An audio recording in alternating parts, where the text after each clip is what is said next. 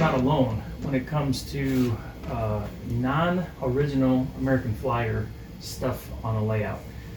There are those of us that are doing our best to be purists, and there's definitely some strong opinions when it comes to what has happened since A.C. Gilbert quit making Flyer equipment. And even within that camp, there are some pretty healthy opinions about what happened to Flyer as it got into the late 50s and 60s with their lines of production and quality and so forth. But really, I think we probably need to be grateful that Lionel and others decided to pick up the S scale or S gauge lines of production. I'm one of those, and probably you'd agree with me, that think it's a pretty ideal size. It's big enough you can see it, you can work with it. It's big enough it tracks well. It's big enough you can detail or super detail if you want to. And it's robust. It's, you know, it takes some minimal abuse and keeps on ticking. And you can't say that for the smaller scales. And when you get into Lionel, or I should say O gauge, suddenly you're looking at a significant increase in space for operations, at least if you want more than a simple oval. So those are just a couple touch points, if you will. I know there's a lot more, but yeah, so this is my first modern engine.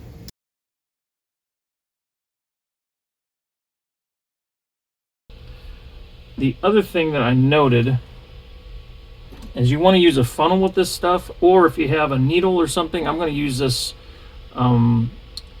rail joiner as a needle so that it kind of funnels the oil or fluid down the chimney. If you don't do this, what it does is it just gets trapped and bubbles over the side. So if you like a mess, don't do what I'm doing. All right.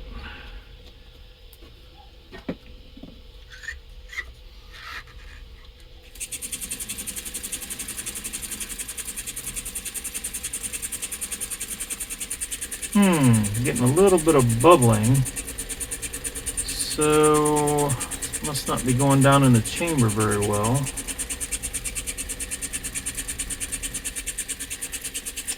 I need something to stick down in there. Let's see, where is my... Oh, this is what I want right here. Okay.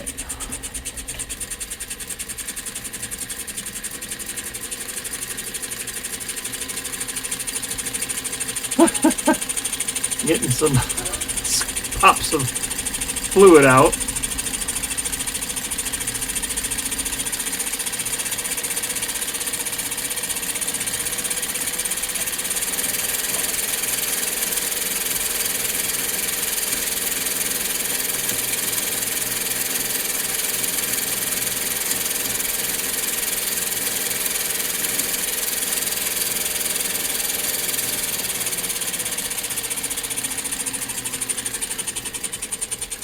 Curious how small that opening is for the smoke to come out and the oil to go in, because it just spritzed everywhere.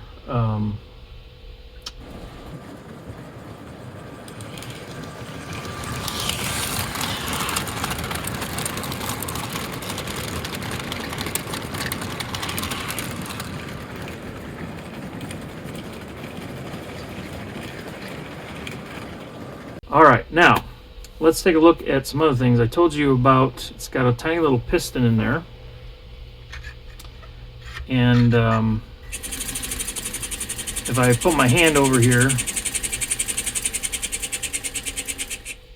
you can kind of hear it. Get close to the mic.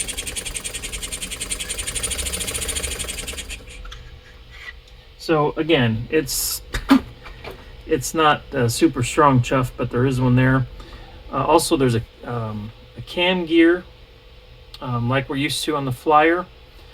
What's interesting is we've got a can motor here that's turned vertically, It's a smooth running motor. So let me do a couple other things here while I've got it all apart that I thought were interesting. It says that it's made in China. I guess probably shouldn't be shocked or surprised by that. Those of you that have got the new Lionel stuff, you're used to that. I'm not. Used to good old American made. A.C. Gilbert. So check out the middle drivers, if you can even call them that. I'll call them round circles of plastic. It's rinky-dink. I'm going to be quite honest. This is cheap.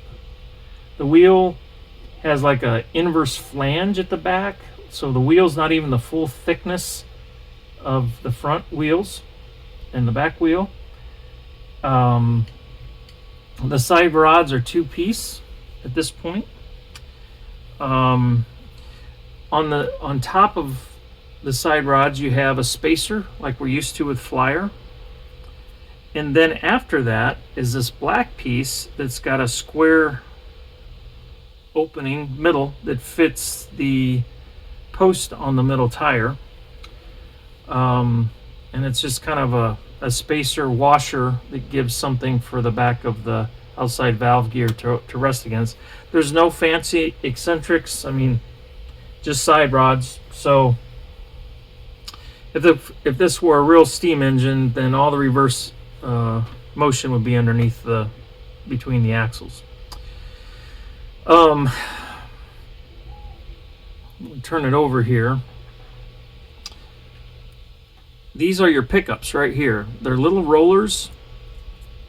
So the wheels are completely plastic. They've got rubber traction tires on the front and the back. Wait. Sorry, just the back. And as I will demonstrate a little later, this engine way surprised me when it came to pulling capacity.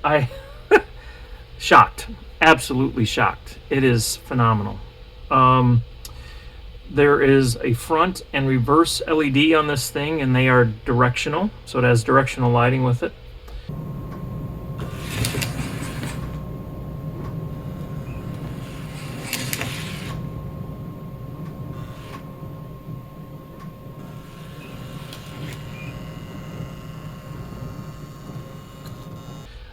It's got two couplers front and back, and the couplers are the Lionel style with, I have no idea what just fell off. Oh boy. Hopefully that was a screw. But you have a release at the bottom. Although they don't they don't open up very far. Wow. Yeah, so I would say the coupler is completely underwhelming. There you have it. There's a little piece of something. Oh boy. I have no idea where this came from. Then you've got your electronics back here, along with plugs that go to the LEDs. So pretty straightforward when it comes to assembly. There's 3 screws that you lift out. Well, technically there's 4 because the rear coupler screw, if you don't remove that, then you can't remove the shell. So technically it's 4, even though it's a kind of a bystander. It doesn't really directly connect to the shell.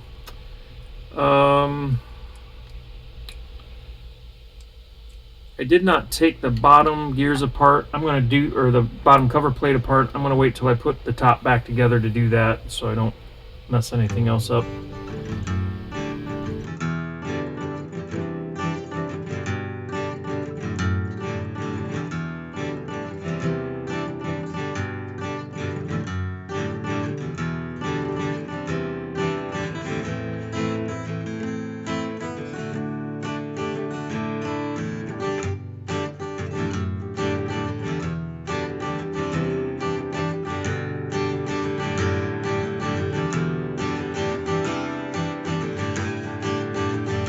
Now, one other thing that I've noted with this engine is, and I don't know if it's intentional, if it's a electrical problem or what, but you give it power and nothing happens, and then boom. So I don't know if that's a delay that's intentional, like I said, or if it's not.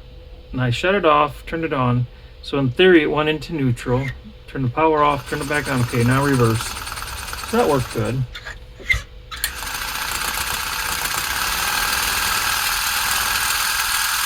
Get some smoke. There's a little bit of smoke coming out of there. Again, that's super high speed.